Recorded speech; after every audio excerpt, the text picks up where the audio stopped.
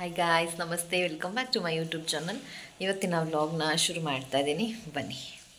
ಮೈಸೂರಿಂದ ಬಂದ್ವಿ. ಮನೆಗೆ ತಲುಪೋ ಅಷ್ಟರಲ್ಲಿ 11 ಗಂಟೆ ಆಯಿತು. ಸೊ ಆ್ಯಕ್ಚುಲಿ ನಾವು ಬೇಗನೆ ಬಂದು ಸೇರಿದ್ವಿ ಮನೇನ.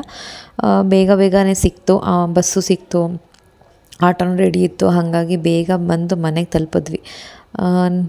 ಬೆಳಿಗ್ಗೆ ಎಷ್ಟೊತ್ತಲ್ಲಿ 5:15ಗೆ ಮನೆ ಬಿಟ್ಟಿದ್ದಕ್ಕೆ 11 ಗಂಟೆಗೆ ಮನೆ ಸೇರಿದ್ದೀವಿ ನಾವು. ಆಮೇಲಿಂದ ಬಂದು ಮನೆಯೆಲ್ಲ ಸ್ವಲ್ಪ ಕ್ಲೀನ್ ಮಾಡೋದಿತ್ತು. ಈ ಗಂಡಸ್ರನ್ನ ಮನೇಲಿ ಬಿಟ್ಟೋದ್ರೆ ವಾಪಸ್ ಬಂದಾಗ ಈ ಹೆಂಗಸ್ರ ಕಥೆನೇ ಅಷ್ಟು. ಒಂದು ವಾರ ಆಗಿತ್ತಲ್ಲ, ಸೊ ಪರವಾಗಿಲ್ಲ, ಅಷ್ಟು ತೀರ ಏನು ಗಲೀಜಾಗಿರಲಿಲ್ಲ. ಮಧ್ಯೆ ಒಂದು ಸಲ ಕಸ ಗುಡಿಸಿದ್ದ ಅನಿಸುತ್ತೆ ಮಣಿ, ಹಾಗಾಗಿ ಏನೂ ಅಷ್ಟು ಗಲೀಜಾಗಿರಲಿಲ್ಲ. ಅಂದರೂ ಇರುತ್ತಲ್ಲ, ಒಂದು ಕಡೆಯಿಂದ ರೂಮು, ಹಾಲು, ಅಡುಗೆ ಮನೇಲಂತೂ ಪಾತ್ರೆ ಎಲ್ಲ ಆ ಕಡೆ ಈ ಕಡೆ ಎಲ್ಲ ಹೋಗಿತ್ತು. ಅದೆಲ್ಲ ಜೋಡಿಸಿ ಎಲ್ಲ ಕಸ ಗುಡಿಸಿ ಎಲ್ಲ ರೆಡಿ ಮಾಡಿದೆ. ಮತ್ತು ಇನ್ನೊಂದು ಸಲ ನೆಲ ಒರೆಸ್ಕೊಬೇಕೀಗ. ಅದಕ್ಕೂ ಮುಂಚೆ ಏನೇನು ಲಗೇಜ್ ಎಲ್ಲ ತಂದಿದ್ವಲ್ಲ ಅದೆಲ್ಲದನ್ನು ಬೇರೆ ಇಟ್ಬಿಡೋಣ.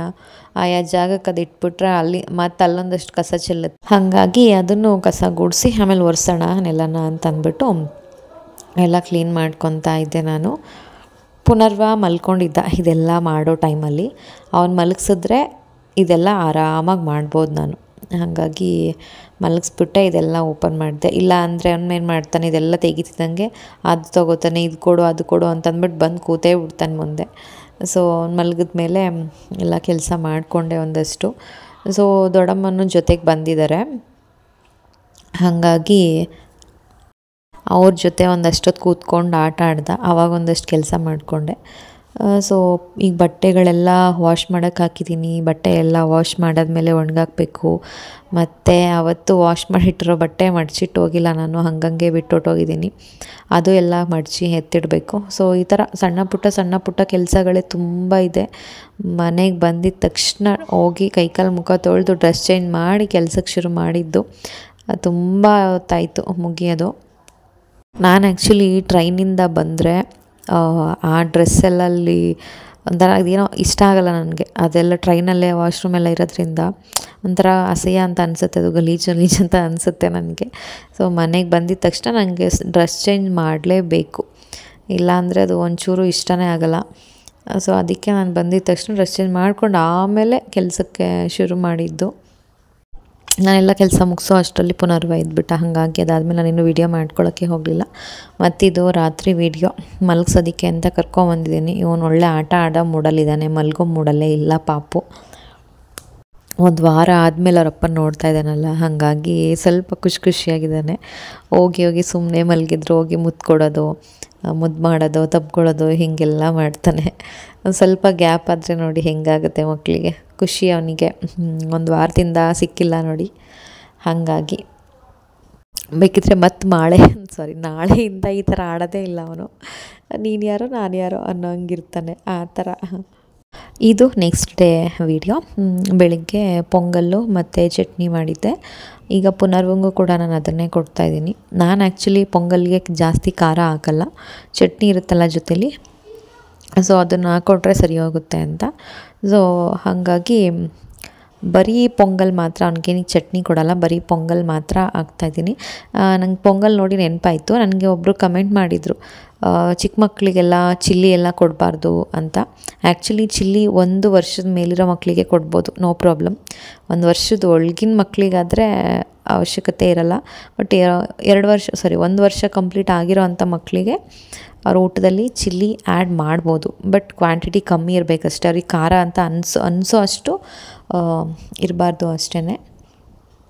ಸೊ ನನಗೆ ನೆಲ ಎಲ್ಲ ಒರೆಸೋಕ್ಕೆ ಆಗಲಿಲ್ಲ, ಅಷ್ಟರಲ್ಲಿ ಎದ್ಬಿಟ್ಟಿದ್ದ. ಸೊ ಇವತ್ತು ಬೆಳಗ್ಗೆ ಎದ್ದು ನೀಟಾಗಿ ದೊಡ್ಡಮ್ಮನ ಜೊತೆ ಪಾಪು ಆಟ ಆಡ್ತಾ ಕೂತಿದ್ದ.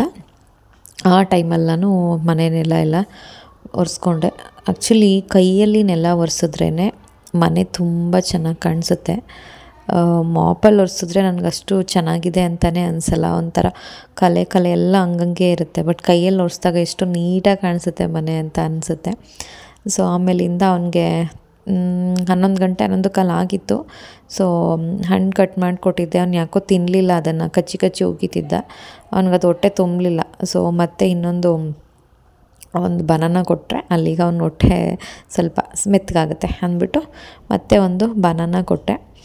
ಈಗ ದೊಡ್ಡಮ್ಮ ಇರೋದ್ರಿಂದ ಹಂಗೊಂಚೂರು ಆರಾಮು. ಅವ್ರ ಜೊತೆ ಬಿಟ್ಬಿಟ್ಟು ಏನು ಕೆಲಸ ಇದೆ ಎಲ್ಲ ಕೆಲಸ ಕೂತ್ಕೊಂಡು ನನ್ನ ಪಾಡಿಗೆ ನಾನು ಮಾಡ್ಬೋದು.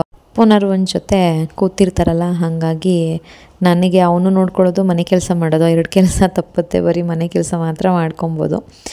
ಏನಂದರೆ ಒಬ್ಬರು ಅವ್ನು ಮುಂದೆ ಕೂತಿರ್ಬೇಕಷ್ಟೆ. ಕೂತಿದ್ರೆ ಅವನಷ್ಟಕ್ಕೆ ಅವ್ನು ಆಟ ಆಡ್ತಾನೆ. ಇಲ್ಲ ಅಂದರೆ ಆ ಕಡೆಯಿಂದ ಈ ಕಡೆ ಓಡಾಡೋದು ಮಾಡೋದು ಎಲ್ಲ ಮಾಡ್ತಾಯಿರ್ತಾನೆ. ಸೊ ಬರೋ ತನಕ ಒಂದು ಸ್ವಲ್ಪ ಗಿಡಗಳೆಲ್ಲ ಬಾಡೋಗಿದೆ, ನೀರು ಹಾಕಿಲ್ಲ. ಸೊ ಬಂದಿದ್ದ ತಕ್ಷಣ ನಿನ್ನೆ ನಾನು ನೋಡ್ಬಿಟ್ಟು ಮತ್ತೆ ನಿನ್ನೆ ಸಂಜೆ ಎಲ್ಲದಕ್ಕೂ ಒಂದು ಕಡೆಯಿಂದ ನೀರು ಹಾಕ್ಕೊಂಡು ಬಂದೆ. ಒಂದು ವಾರದಿಂದ ಮನೇಲಿ ದೀಪ ಹಚ್ಚೋರು ಇರಲಿಲ್ಲ ಯಾರೂ. ಹಾಗಾಗಿ ಇವತ್ತು ಮನೆಯೆಲ್ಲ ಕ್ಲೀನ್ ಮಾಡಿದ್ನಲ್ಲ, ಸೊ ಸ್ನಾನ ಮಾಡಿಕೊಂಡು ದೇವ್ರ ದೀಪ ಎಲ್ಲ ಹಚ್ಚಿದೆ. ನಾನು ಪೂಜೆ ಮಾಡೋವಾಗ ಬಂದು ಹೂ ತೊಗೊಂಡು ಹೊಸ್ಲಿಗೆ ಇಡಿಸ್ತೀನಿ ಅಂತಂದ್ಬಿಟ್ಟು ತೊಗೊಬಂದು ಟೇಬಲ್ ಮೇಲೆ ಇಟ್ಟಿದ್ದಾನೆ. ಆ್ಯಕ್ಚುಲಿ ನಾನು ಡೈಲಿ ಏನು ದೇವ್ರ ಪೂಜೆ ಮಾಡಲ್ಲ, ಸೋಮವಾರ ಶುಕ್ರವಾರ ಮಾತ್ರ ನಾನು ದೇವ್ರ ಪೂಜೆ ಮಾಡೋದು. ಅದು ಬಿಟ್ಟರೆ ಸಂಜೆ ಮಾತ್ರ ದಿನ ದೀಪ ಹಚ್ತೀನಿ ಅಷ್ಟೇ. 1 ವೀಕಿಂದ ಏನು ಪೂಜೆ ಇಲ್ಲ, ಏನು ಮಾಡಿರಲಿಲ್ಲ ಅಂತಂದ್ಬಿಟ್ಟು ಇವತ್ತು ಮಾಡಿದೆ. ಅದು ಕರೆಕ್ಟ್. ಸ್ಟ್ರೈಟ್ ಲೈನ್ ಬರಿ. Very good. ಇನ್ನೊಂದು straight line, straight line, straight line, straight line. Cross line, cross ಅದಲ್ಲ, ಕ್ರಾಸ್ ಲೈನ್ ಅದು ಸ್ಟ್ರೈಟ್ ಲೈನ್. ಇದು ಕೊಡು, ತೋರಿಸ್ತೀನಿ, ಕೊಡಿಲಿ. ಇದು cross line, cross line, cross line ಮಾಡು. ಕ್ರಾಸ್ ಲೈನ್ ಬರಿ. ಅದೇ ಬರೀತ್ಯಾ? Straight line, straight line, straight line, straight line, straight line. Very good. ಚಪ್ಪಾಳೆ ಚಪ್ಪಾಳೆ ಚಪ್ಪಾಳೆ ಹೊಡೀರಿ ಎಲ್ಲರೂ. ಚಪ್ಪಾಳೆ ಚಪ್ಪಾಳೆ. ನೀನು ಹೊಡಿಬೇಕು ಚಪ್ಪಾಳೆ. ಏನು ಬೇಕು? ಡಸ್ಟರ್. ಅದು ಬೋರ್ಡು. ಇದು ಡಸ್ಟರ್. ಧೂಳೋಗುತ್ತೆ ಮೂಗೊಳಗಡೆ. ನಾನು ಅಳಿಸ್ತೀನಿ, ಕೊಡಿಲ್ಲ, ನಾನು ಅಳಿಸ್ಕೊಡ್ತೀನಿ, ಕೊಡು. ಧೂಳೋಗುತ್ತೆ, ಮೂಗಲ್ಲಿ ಹೋಗುತ್ತೆ, ಬಿಡು. ಹಿಂದೆ ಬಾ ನೀನು, ಈ ಕಡೆ ಬಾ. ಧೂಳೋಗುತ್ತೆ ಮೂಗಿಗೆ, ಈ ಕಡೆ ಬಮ್ಮನೆ. ಬರಿ. Straight line, straight line. ಮತ್ತು ಪುನರ್ವಂಗ ಊಟ ಮಾಡಿಸಿ ಅವನ್ನ ಮಲಗಿಸಿ ಕಜ್ಜಾಯ ಕಜ್ಜಾಯದ ಪಾಕ ತೊಟ್ಲು ಶಾಸ್ತ್ರ ಆಗಿತ್ತಲ್ಲ. ಸೊ ನಾನು ಕಜ್ಜಾಯ ತರಲಿಲ್ಲ. ಸೊ ಹೊತ್ಕೊಂಬರ್ಬೇಕಲ್ಲ ಅಲ್ಲಿಂದ, ಹಾಗಾಗಿ ಪಾಕ ಆದರೆ ಬೇಕಾದಾಗ ಹಾಕೋಬೋದು ಅಂತಂದ್ಬಿಟ್ಟು ಪಾಕ ಕೊಟ್ಟಿದ್ದರು. ಅದನ್ನು ಇವಾಗ ಮಾಡ್ತಾಯಿದ್ದೆ, ಕಜ್ಜಾಯ ಮಾಡ್ಕೊತಾ ಇದ್ದೆ. ಪಾಪುದು ಮಧ್ಯಾಹ್ನದ ಊಟ ವಿಡಿಯೋ ಮಾಡ್ಕೊಳ್ಳೋದು ಮರ್ತೆ ನಾನು. ಸೊಪ್ಪು ಸಾಂಬಾರು, ಅನ್ನ ಮಾಡಿದ್ದೆ, ಅದನ್ನೇ ಕೊಟ್ಟೆ. ತಿನ್ಕೊಂಡೀಗ ಮಲ್ಕೊಂಡಿದ್ದಾನೆ. ಹೀಗೆ ಆದಷ್ಟು ಟ್ರೈ ಮಾಡ್ತೀನಿ ವಿಡಿಯೋ ಕ್ಯಾಪ್ಚರ್ ಮಾಡ್ಕೋಬೇಕು ಅಂತ, ಬಟ್ ಮರಿತೀನಿ. ಹಂಗಾಗಿ ಅದನ್ನು ವಿಡಿಯೋ ಮಾಡ್ಕೊಳ್ಳಿಲ್ಲ.